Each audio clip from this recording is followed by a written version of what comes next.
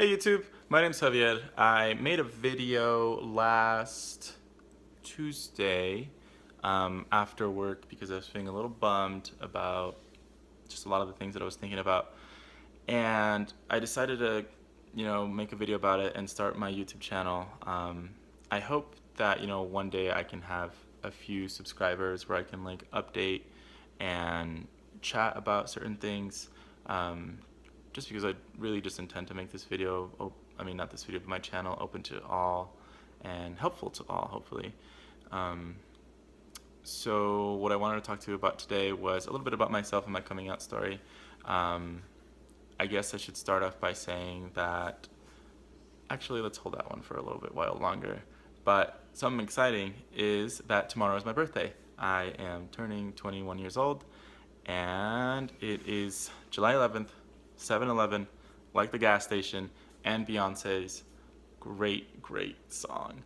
I guess something to say about that is that I'm both excited and very afraid because, well,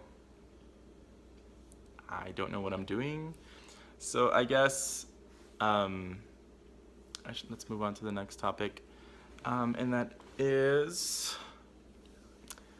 and I haven't mentioned anything about it just yet, but it is going to be about my coming out story. I hope not to take too long because I talk a lot. Whew. So let's see. I came out to my family the summer of my freshman year of college. I had originally planned to come out to them when I got to college, maybe during move-in day to the dorms, but I never did because I got too scared, of course. So my freshman year of college, I spent it, having fun, meeting new people, because there was a lot of individuals from out of the country, out of the state, and I was kind of like loving it, just loving this new social life that I was making. And in the process, I kind of stayed away from my mom's home a lot. That's where I am right now. So I was really trying to distance myself from, my family just a little bit because I didn't want to give myself away. I just didn't feel ready, And even though I had originally planned to come out my freshman year, it took until the following year, and during the summer. It was May 23rd, I believe. And essentially what had happened that night is we were just coming back from my cousin's quinceañera. It was a great night. We danced, we ate so much food, we were connected with a lot of our family that we hadn't seen in days, or actually, what am I talking about, days? I'm talking about years. These are people that I hadn't seen since I was like 11 and living in Mexico. What was really good about that is that, me and my family, me and my immediate family, it consists of myself, my brother, he's 1 year older than me, my sister, who is 5 years older than me, and my mother, who is my mother, and let me see, I want to say 18 years older than me. I'm not too sure. Actually, no, that doesn't make any sense. Not 18. She's like, let's drop it. Anywho,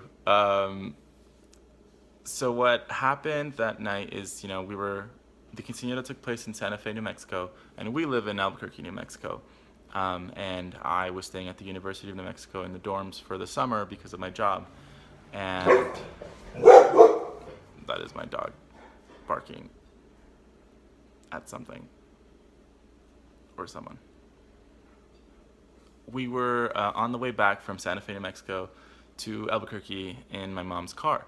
And I was sitting in the passenger side, and my brother and sister were sitting in the back seat. And, it was a great night. We all had a blast, but we were really tired. It was like 1 or 2 in the morning, and we just wanted to get home and sleep.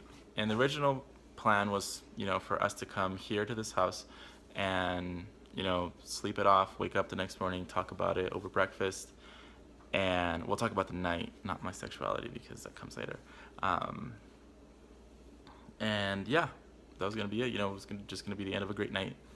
And I remember just thinking about that over, just thinking over the whole night in my head, just saying, this was a great time. Why don't I come home more often and spend time with my family?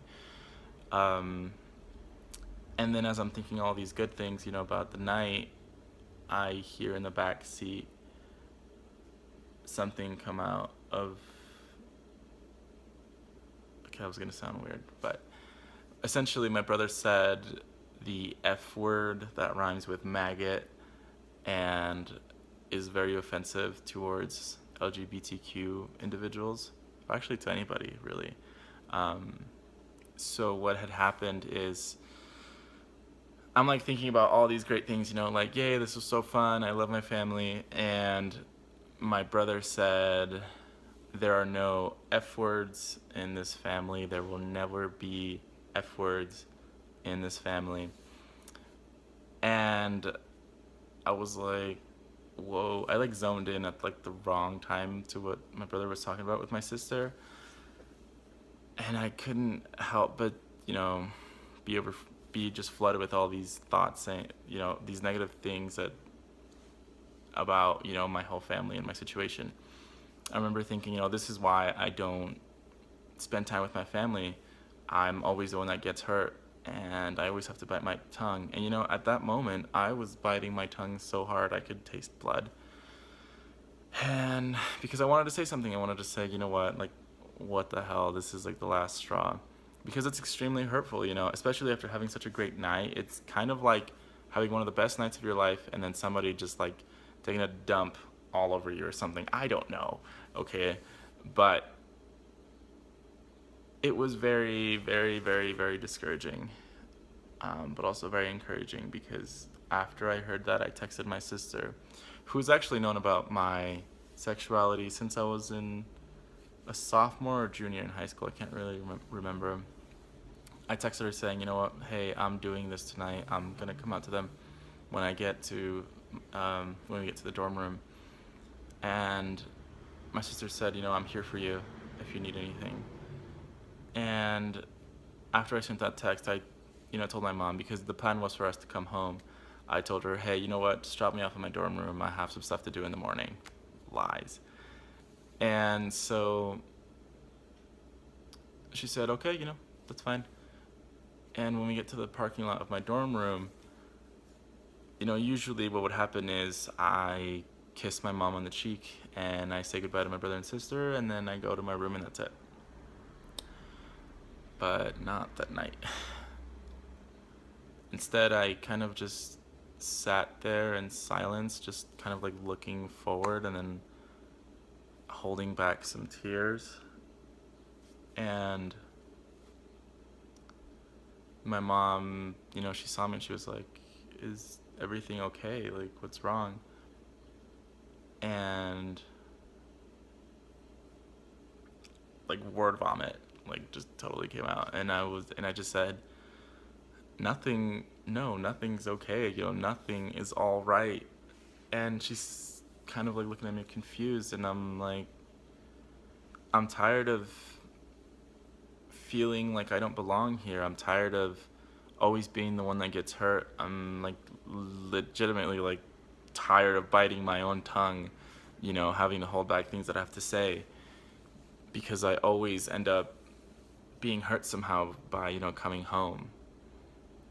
And my mom says, what do you mean? Like, what's going on? And then I tell her, I tell everybody in that car, I said, I'm gay.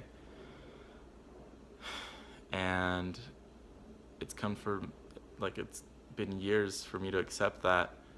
And the negative comments that I hear in this family are extremely discouraging, and I feel like I can't be myself with all of you. And I told them, I this year that I spent in college has been the best of my life, and I haven't had the need to hide who I am.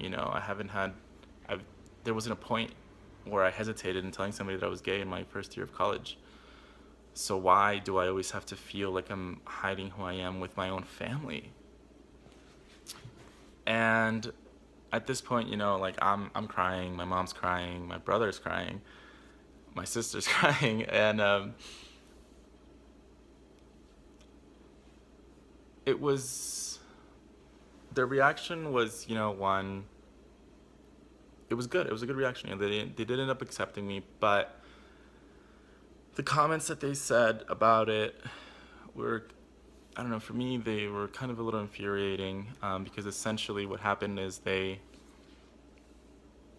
blamed my feelings on myself, as in it was my fault that I felt alone. It was my fault that I like am always offended with what they say, because there's been numerous occasions, you know, it's been Thanksgiving or even just like a Friday night of me being here at home where somebody will say a bad comment about something and then it'll end up in an argument, you know, and it's typically me versus them.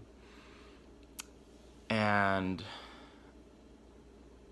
I was just sitting there thinking, like, how can you possibly say it's my fault for being offended of the things that you say about people like me? You're saying that I'm choosing to feel this way. You're saying that I chose to go to my dorm room crying, you know? And this is very difficult stuff to say. But, you know, instead of starting an argument saying, you know, this is your fault because you guys always express yourself in the worst manner, because, well, if you know Spanish, you know that there's an arsenal of homophobic comments that you can say and use to describe just about anything, really. And that's kind of what I hate about it. And you know, I didn't say those things. I didn't say, you know, you guys made me feel this way.